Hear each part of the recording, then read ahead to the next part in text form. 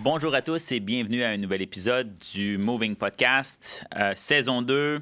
On a aujourd'hui un étudiant qui vient du Cameroun, Dylan Jokin. Bonjour Dylan. Bonjour Mickaël. Merci d'être là. Merci, le plaisir est partagé. Oui. Donc, on continue notre série de rencontres avec des étudiants étrangers qui sont présentement aux études du côté du Canada. Dans ton cas, présente-toi un petit peu, dis-nous un peu ce que tu fais présentement. Oui, en fait, je suis étudiant en droit. Je suis étudiant au baccalauréat à l'Université d'Ottawa. Et parallèlement, je fais un programme de doctorat en droit des affaires à l'Université de Sherbrooke. Oui, donc voilà pour le côté académique. Et professionnellement, je travaille depuis 4 ans pour les cabinets d'avocats. J'ai travaillé pendant 3 ans en Afrique pour un cabinet d'avocats hyper réputé en Afrique francophone qui s'appelait Epena Law. Donc avant d'arriver ici, c'était ça mon bagage professionnel dans les cabinets d'avocats. J'avais la casquette du conseiller juridique. Et une fois arrivé ici, j'ai continué à travailler avec eux en parallèle. J'ai Off Counsel. J'ai travaillé avec eux pendant 1 an. Et ensuite, j'ai rejoint un cabinet de Sherbrooke qui s'appelait Casa Avocat où j'ai fait presque 6 mois. Oui, donc où j'ai fait presque 6 mois, question d'adapter mes connaissances professionnelles africaines au contexte québécois.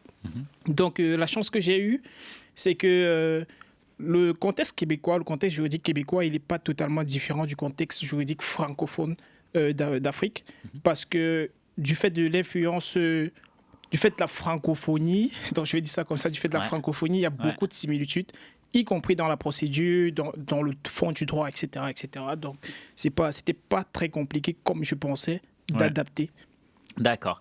Et donc, le cabinet pour lequel tu travaillais avant de venir ici, il est basé au Cameroun. Dans quelle ville? Oui, il est basé au Cameroun. Son siège principal, c'est au Cameroun, à Douala. Douala, en réalité, c'est la capitale économique du Cameroun, donc c'est la ville du business au Cameroun. Donc, et tous les grands cabinets du droit des affaires sont basés à Douala, en Afrique centrale. Bien, ce cabinet, comme je dis, son siège principal, c'est à Douala, mais il a plusieurs représentations en Afrique, notamment au Nigeria, à Lagos. Je ne connais pas exactement la rue à Lagos parce que je ne travaille pas beaucoup sur les dossiers de Lagos. Donc, il est basé également à Lagos et en Côte d'Ivoire, à Abidjan. Oui, parce qu'il fait beaucoup d'affaires en Afrique francophone. Donc, oui. Et en Europe, ils sont basés à Londres. D'accord. Donc, c'est un cabinet hyper important. Qui a des palettes un peu partout. Oui. D'accord. Et donc, on s'imagine, tu es au Cameroun, tu as une carrière, tu es avocat. Qu'est-ce qui fait en sorte qu'un gars comme Dylan décide de venir au Canada pour étudier? Oui. Raconte-nous ça. Ça, c'est une très bonne question parce que dans le domaine juridique ici, les professionnels me posent à chaque fois cette question. Mais qu'est-ce qui te motive? Qu'est-ce qui fait qu'un gars juriste en Afrique décide de venir ici? En réalité, c'est que au Cameroun d'où je viens, je ne suis pas encore avocat. Pourtant, j'ai travaillé pour des avocats. Je ne prétends pas être très exceptionnel en droit, absolument pas. Mais c'est compliqué d'être avocat au Cameroun. Pourquoi? Parce que ils ont fait 8 ans sans lancer l'examen du barreau. Il faut comprendre qu'au Cameroun, ça ne fonctionne pas comme au Québec ou dans certains autres pays où le barreau, où l'examen du barreau est complètement dirigé par l'ordre, par le Conseil de l'ordre. Au Cameroun, il y a une forte influence du ministère de la Justice sur l'examen du barreau, ce qui fait que c'est très politisé. Et à raison de cette influence politique, des fois, on met très longtemps avant de lancer l'examen. Ce qui fait que moi, quand j'entre en droit, ma première année de droit au Cameroun, en 2015, si je ne me trompe pas, le dernier examen avait été lancé 1 an avant, en 2014. Et en principe, c'est après la licence, comme le rêve de la majorité des juristes qui entrent là, c'est de faire le barreau après la licence. Après la licence, on ne lance toujours pas. Nous sommes en 2018, on n'a rien lancé. En 2019, on n'a rien lancé. 2020, on n'a rien lancé. 2022, on n'a rien lancé. Et du coup, tu te retrouves en train de travailler comme un avocat, avec des avocats, mais tu ne peux pas être rémunéré comme un avocat, par exemple. Et ça, c'est tout à fait normal. Tu ne vas pas te plaindre. Tu n'es pas avocat. Tu ne vas pas être rémunéré comme ça. Donc, du coup, il faut tout faire pour être avocat. Ce qui s'est donc passé, c'est que les jeunes au Cameroun qui sortaient des facultés de droit étaient obligés de quitter le Cameroun pour aller chercher la robe, comme on dit, la robe ailleurs. Et j'ai été notre dévolu sur le Rwanda. Donc, pendant 7 ans, le Rwanda, qui venait tout à fait... C'est un pays qui venait de construire sa culture juridique, parce Ouais. qu'ils avaient... Au Cameroun, il y a tellement de juristes, comparé à plusieurs autres pays en Afrique, il y a tellement de savoir juridique. Donc, le Rwanda, du coup, ils se sont basés sur ça pour attirer... pour nous attirer, comment on va dire.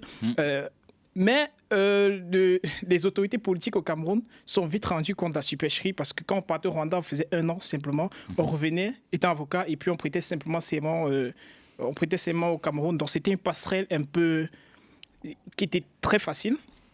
Ils n'étaient pas contents. Donc du coup, il y a de cela 1 an, ils ont bloqué cette passerelle.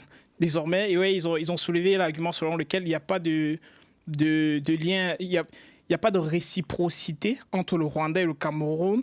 Il faut comprendre que en fait, les barreaux, les barreaux, quand tu es avocat dans un pays, pour être avocat, pour venir prêter serment dans un autre pays, il faut une certaine réciprocité. Absolument. Oui, c'est comme ça dans la majorité des pays. Ouais. Et donc, du coup, il s'est avéré, on a découvert qu'il n'y avait pas cette réciprocité. C'est bien étrange que ça après 8 ans qu'on nous apprend qu'il n'y a pas cette réciprocité. Ouais. Donc, du coup, ils ont coupé. Ouais. Et ils ont coupé cette passerelle. Mais heureusement, quand même, il y a de cela, ça fait pas 30 jours qu'on a lancé l'examen. D'accord. Mais j'étais déjà parti. OK. Ça fait déjà 2 ans que je suis au Canada, donc... Tu vas continuer, oui. Ouais, je vais continuer au Canada, je Ouais. vais pas rentrer pour cet examen. Voilà. Donc voilà la principale raison pour laquelle moi je suis là, Oui. comme beaucoup de juristes camerounais que vous verrez ici. D'accord. Ça, c'est... D'accord. Ouais, après, dans les discussions, c'est la principale motivation des... C'est super intéressant. Donc là, ça te permet... Donc là, tu t'es inscrit à l'Université de Sherbrooke au doctorat. Oui. Et du coup, tu as réalisé, après 1 an d'études, que tu devais relancer vers la licence, Oui, finalement. c'est ça, en fait. Ouais. Comment Oui. ça s'est passé? Effectivement, c'est que au Québec, Ouais. pour y répondre, d'abord, je vais prendre le cas avec la France. En France, pendant longtemps, Ouais. quand tu étais docteur en droit, Ouais. tu accédais directement au barreau. Mhm. Sans avoir... tu n'avais pas besoin de passer par un examen comme les étudiants de Master 1. Donc, quand tu étais docteur, on supposait que tu as suffisamment de connaissances juridiques pour accéder au barreau. Ouais. Donc, nous avons toujours cru que c'est comme ça. Docteur, tu accèdes au barreau. Mais ce n'est pas le cas au Québec. Et bah, l'ordre au Québec a ses raisons, ce qui est tout à fait normal. Ouais. Le système québécois a quand même des particularités que l'on apprend qu'en baccalauréat. Ouais. C'est pas, Ouais. Dans un doctorat, c'est pas évident. Ouais. Je me suis rendu compte de cette lacune que j'allais avoir. D'accord. Oui, ça, c'est certain que j'allais avoir cette lacune si je me concentrais uniquement sur... Donc, il fallait à tout prix que j'apprenne des matières dites fondamentales. Ouais. Oui, dans les matières fondamentales. Ouais. Et c'est ça, c'est la Donc, principale raison. les matières fondamentales, c'est d'une part comprendre les caractéristiques du droit civil québécois, Oui, mais j'imagine aussi le common law. Donc, Oui, parce qu'on est un effectivement. pays qui est Tout à fait. bijuridictionnel, Tout à fait. bijuridiste, ça t'oblige à faire des cours de common law, j'imagine. Oui, ça m'oblige à faire des cours de common law et au-delà du fait que j'ai cette obligation à raison du territoire, c'est-à-dire à raison du fait que je suis au Canada, j'ai également cette obligation à raison de mes aspirations, de mes objectifs. C'est que un juriste d'affaires qui n'a pas un minimum de connaissances en common law, ça passe pas bien sur le marché. Ouais, c'est sûr. Ça C'est passe sûr. pas bien sur le marché. Donc, du coup, je suis obligé de faire de la common law tôt ou tard. D'accord. Et ils t'ont crédité quelques cours ou tu dois faire les 3 ans direct? Oui, on m'a crédité beaucoup de cours. D'accord. Et oui, on m'a crédité l'équivalent d'une année. D'accord. D'une année, donc ce qui est pas mal. Ce qui est pas mal. Oui. Ouais. Excellent. Et, Excellent. je vais mettre une parenthèse sur ces crédits. En réalité, c'est que on crédite les matières qui n'ont pas une très forte attache avec Avec le territoire. avec le territoire du Québec. Ouais. Par exemple, les Ouais. matières de droit international public. On sait que droit international public que j'ai appris au Cameroun, ils savent que c'est le même qu'ils vont m'apprendre ici, Ouais. ce qui est tout à fait normal. Mm. Oui, donc on crédite les matières, je vais dire, internationales. Ouais. Ouais. D'accord. Ça. Superbe. Et je pose la même question à tous les étudiants. Quand tu as décidé de venir au Canada, Oui. on comprend que tu avais des raisons professionnelles, tu avais Oui. un objectif, Effectivement. comment dire en anglais, un path que tu voulais suivre pour accéder à la profession d'avocat. Oui. Mais dans ta perception du Canada, quelles sont les valeurs que tu venais chercher? Ou encore, qu'est-ce que tu identifierais comme les valeurs canadiennes? à l'échelle internationale. Pour moi, Oui. c'est intéressant d'entendre les étudiants là-dessus. Oui. Et en fait, comme tous les étudiants qui viennent étudier ici, venir étudier au Canada, c'est avant tout euh, un projet d'immigration. Je préfère dire projet d'immigration parce que aller étudier en France, aller faire par exemple des études, pour nous Africains, aller faire des études supérieures en France, il y en a qui vont faire des études supérieures en France, mais qui ont pour objectif, même dès le départ, de rentrer immédiatement après les études. Genre, ils n'ont aucune intention de travailler en France. Ils veulent juste acquérir les connaissances et rentrer au territoire, Ouais. et rentrer au Cameroun. Ouais. Là, ils ne vont pas avec une logique d'immigration. Genre, pour moi, l'immigration sous-entend déjà le fait de se déplacer Ouais. avec une intention de, je ne vais pas dire demeurer dans le territoire, mais travailler. Et donc, pour répondre directement à la question, c'est comme ça que, vu d'ailleurs, vu de l'extérieur du Canada, on envisage les études au Canada, on envisage l'immigration au Canada. C'est-à-dire, on vient pour ses valeurs, état de droit, c'est un pays développé, etc.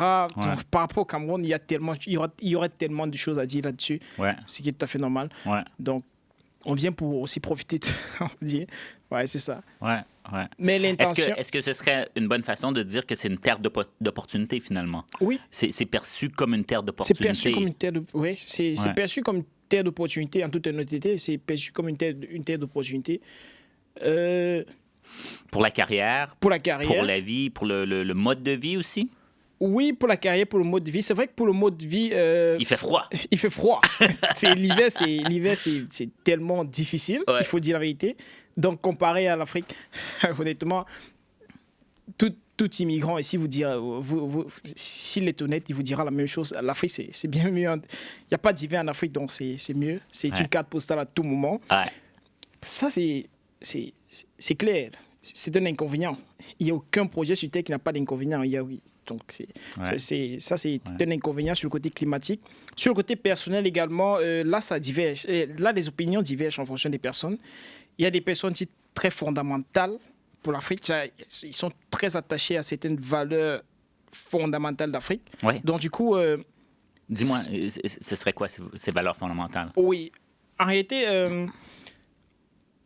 la société québécoise, Ouais. la société canadienne aussi, Ouais. dans Ouais. l'ensemble, Ouais. ouais. Elle est beaucoup plus individualiste.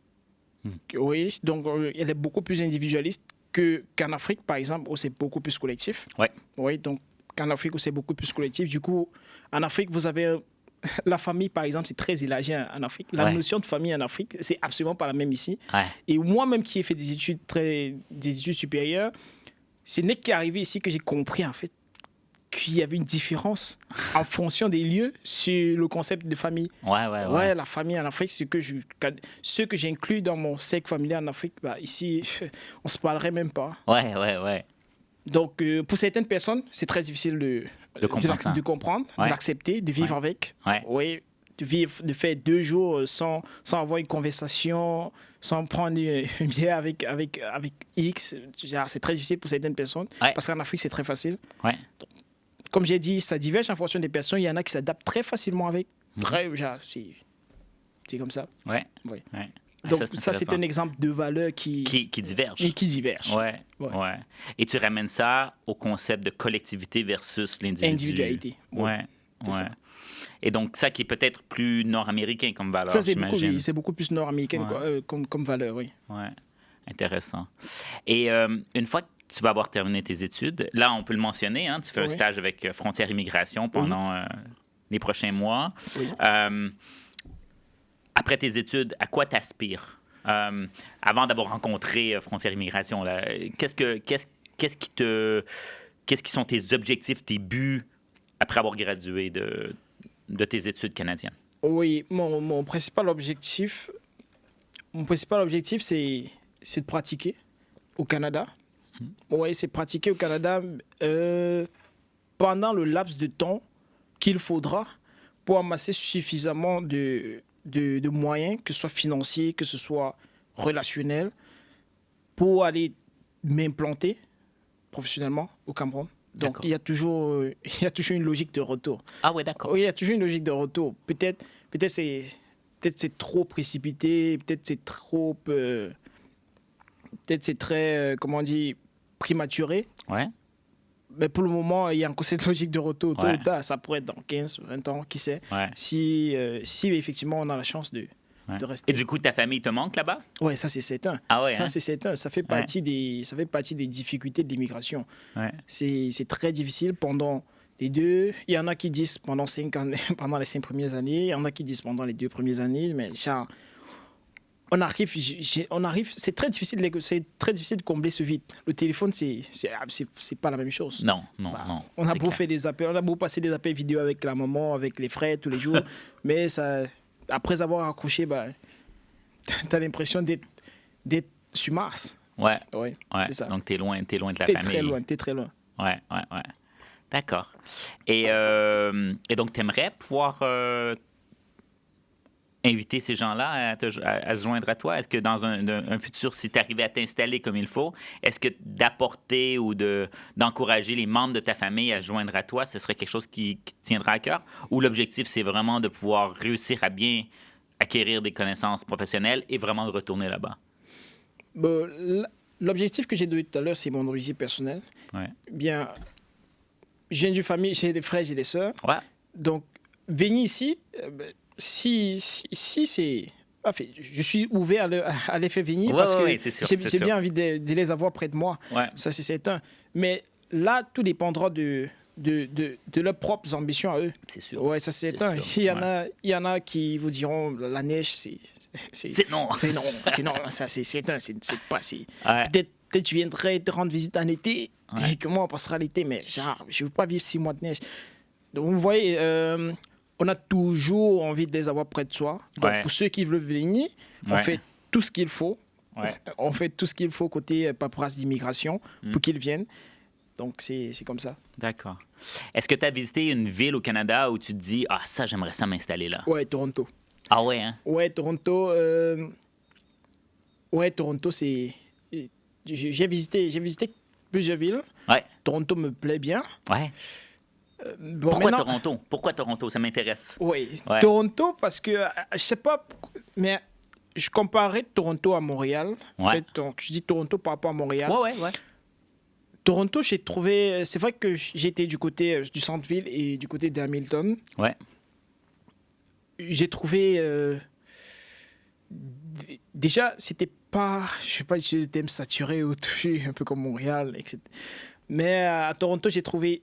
Les Africains que j'ai trouvés à Toronto me semblaient différents dans leur manière de voir les choses que les Africains que j'ai trouvés ici, Montréal. à Montréal. Ou à Ottawa, Oui, ouais. ou à Gatineau. Ottawa. Donc, Ouais.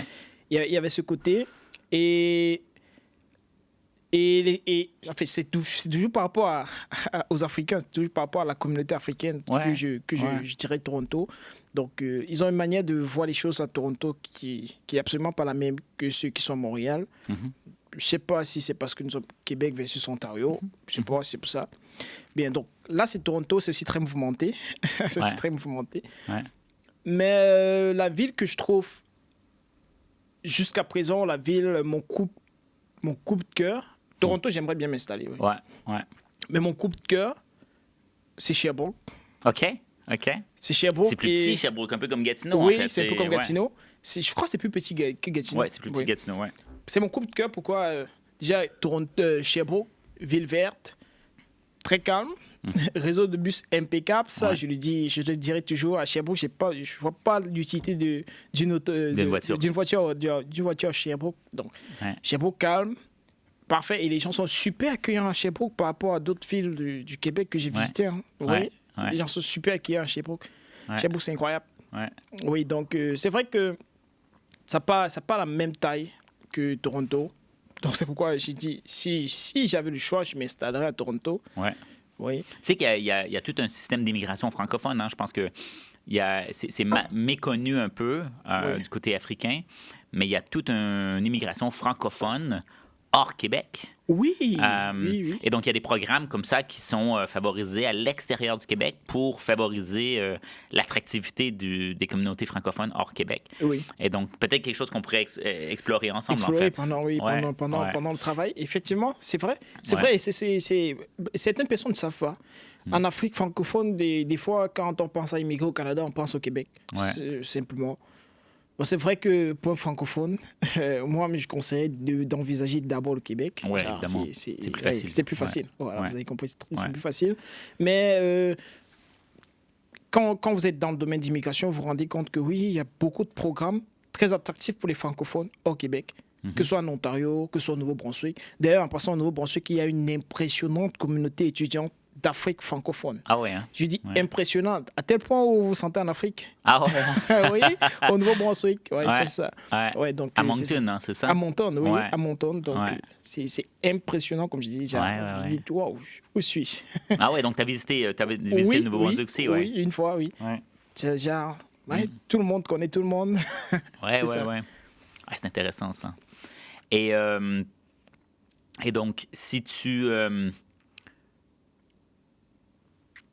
Et pour toi, donc, le fait que le Canada est une terre d'accueil, jusqu'à maintenant, est-ce que tu vois les opportunités?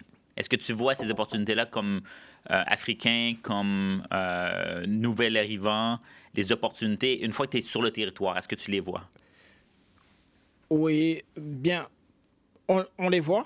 Ça, c'est certain, on les voit par rapport à où on était, par rapport au pays d'où l'on vient.